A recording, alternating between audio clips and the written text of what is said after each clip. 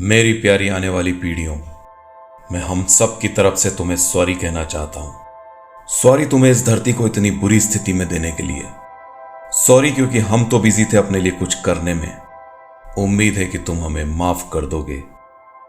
हमें इस बात का एहसास ही नहीं हुआ कि यह धरती इतनी स्पेशल है। हम तब तक इसका महत्व समझ ही नहीं पाए जब तक कि सब खत्म नहीं हो गया।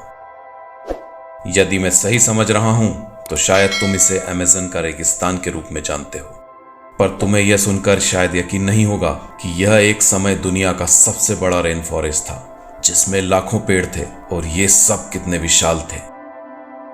ओह, पर तुम तो शायद पेड़ों के बारे में ज्यादा नहीं जानते, है ना?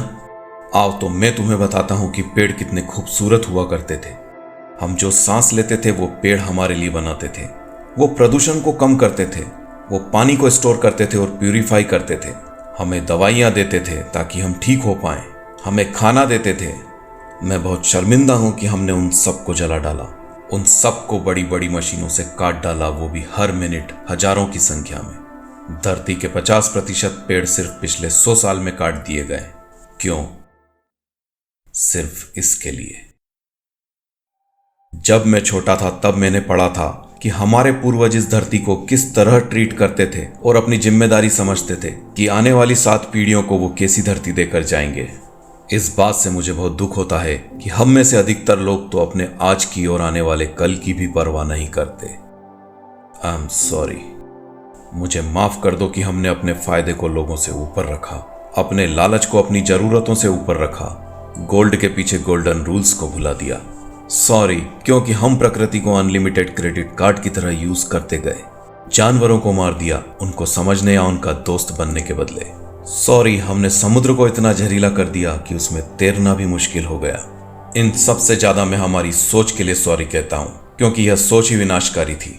हमने जलवायु परिवर्तन पर भी प्रकृति की धमकी को नहीं समझा, उसे बस एक न्यूज बना दिया। उन लाखों बेघर लोगों का दर्द नहीं समझा जिनका सब कुछ बह गया बाढ़ में। हमने धरती से निकले ईंधन को तरक्की माना, उन लाखों बच्चों का हाल नहीं देखा जिन्हें प्रदूषण के कारण स्कूल भी मास्क पहनकर जाना पड़ा। इस सच को अनदेखा तो कर सकते हैं, पर इसे नकारा नहीं जा सकता। मुझे माफ करना क्योंकि हम एक सुंदर बगीचा देने की बजाय तुम्हें एक उजड़ी हुई धरती देके गए। हमारा पूरा ध्यान तो आतंक पर था, इस बात पर नहीं कि अंटार्कटिक में बर्फ कितनी तेजी से पिघल रही है।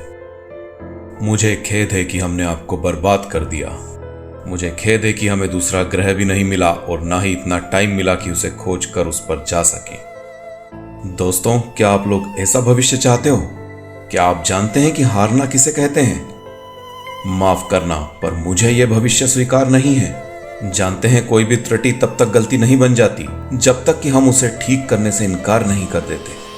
हम इसे सही दिशा में ले जा सकते हैं। जैसे किसान किसी बीमार पेड़ की टहनियों में खाद नहीं डालता, उसकी जड़ों में डालता है, उसी तरह हमें भी जड़ों को देखना चाहिए, ना कि सरकार को, नेताओं को या फाउंडेशंस को।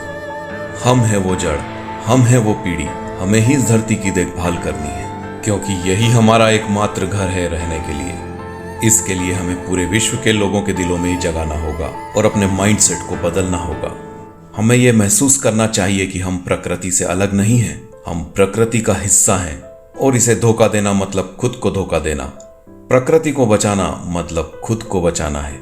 ये मायने नहीं रखता कि आप समानता, नस्लवाद या गरीबी के लिए कितना लड़ रहे हैं, क्योंकि यदि हम प्रकृति को बचाने के लिए एक साथ काम नहीं करते हैं तो हम एक साथ विलुप्त हो जाएंगे। सॉरी। आज पेड़ों को इतनी बड़ी मात्रा में काटा जा रहा है पैसों के लिए। हम इन्हें बचा सकते हैं, इनके लिए खड़े होकर, इन्हें काटने से रोककर। इससे न सिर्फ आप पेड़ों को बचा सकते हैं बल्कि कई जनजातियों को भी बचा सकते हैं। जानवरों को उनके घरों में रहने का अधिकार दिला सकते हैं। इससे आप पॉल्यूशन को कम कर सकते हैं जो आपकी डेली लाइफ के कारण होता है। आपको समस्या का नहीं, समाधान का हिस्सा बनना चाहिए। मैंने यह विकल्प चुन लिया है।